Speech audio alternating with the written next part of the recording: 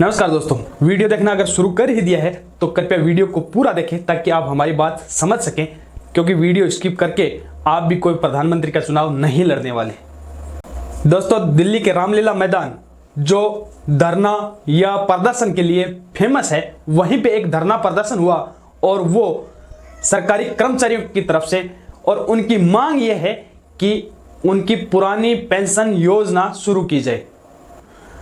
दिल्ली के रामलीला मैदान में हुए इस प्रदर्शन में बड़े बड़े राजनेताओं ने वहां पर शिरकत की। आम आदमी पार्टी के संजय सिंह और वहीं भारतीय किसान यूनियन के अध्यक्ष राकेश टिकैत जैसे नेताओं ने शिरकत की। लाखों की संख्या में भीड़ एकत्रित हो गई। देश की मुख्य धारा की मीडिया ने एक भी कवरेज, एक भी बड़ी खबर नहीं छापी। पता है क्यों? क्योंकि देश की मीडिया के ऊपर यह प्रेशर बना रहता है, यह दबाव बना रहता है कि ऐसी कोई भी खबर ना दिखाए जिससे सरकार हिलती हो। ऐसी खबर जिससे सरकार पर दबाव बनता हो, सरकार के ऊपर प्रेशर बनता हो, सरकार से कोई मांग रखी जाती हो, ऐसी खबर बड़ी मीडिया नहीं दिखाती, क्योंकि उनका कंट्रोल देश के प्रधानमंत्री जी के पास है और वो रिमोट से चलती है। दोस्तों, देश की बड़ी मीडिया के द्वारा इस बात का कवरेज न करने का यह संकेत है कि देश की जनता को असलियत ना पहुंचे, और ऐसा होता आया है पिछले 5-7 सालों में, क्योंकि देश की मीडिया पूर्णतया दबाव में है, पूर्णतया उनके पास चेक जैक पहुंचता है, और इसका नतीजा यह होता है कि आप सत्य से दूर हो जाते हैं और देश की जनता को जो मीडिया में परोसा जाता है वही नजर आता है, बाकी नहीं। हालांकि वैसे पिछले 5-4 सालों से जनता भी इतनी समझदार हो चुकी है, जो बड़ी मीडिया को तवज्जो ना देकर के छोटी मीडिया को देखना प्रारंभ कर चुकी हैं। ऐसी मीडिया को देख रही हैं जो मीडिया सत्य दिखा रही है। दोस्तों, यह बात तो थी सरकार की, मीडिया की, जिन्होंने कवरेज नहीं दिया। अब बात करते हैं कि कर्मचारियों की मांग क्या है।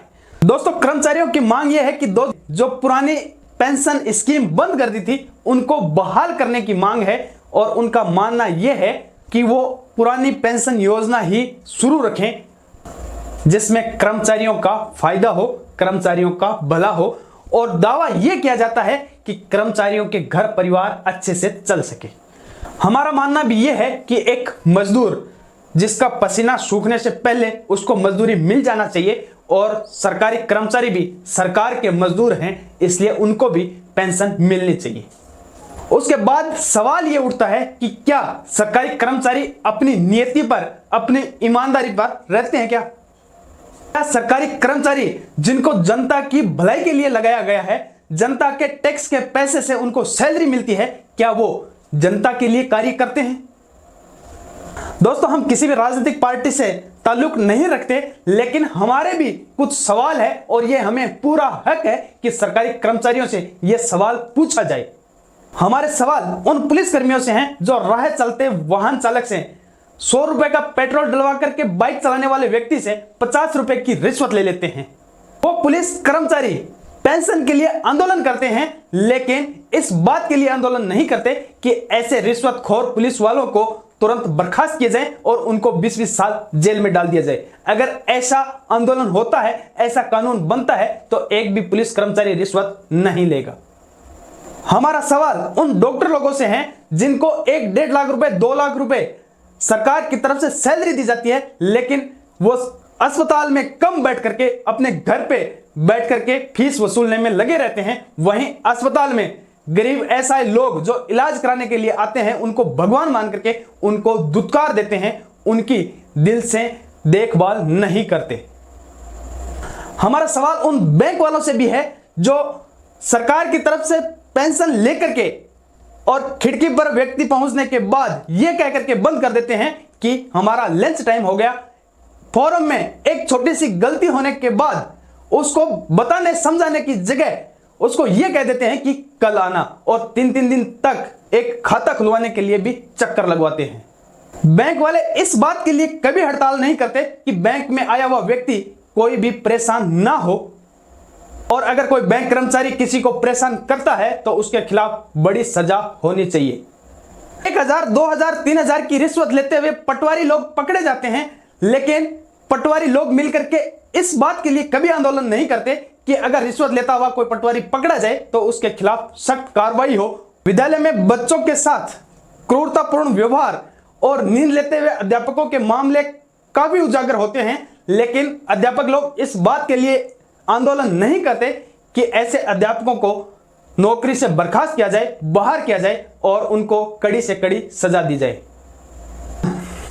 अगर इस तरह और भी नाम गिनाना शुरू करूंगा तो बहुत लंबी लिस्ट हो जाएगी।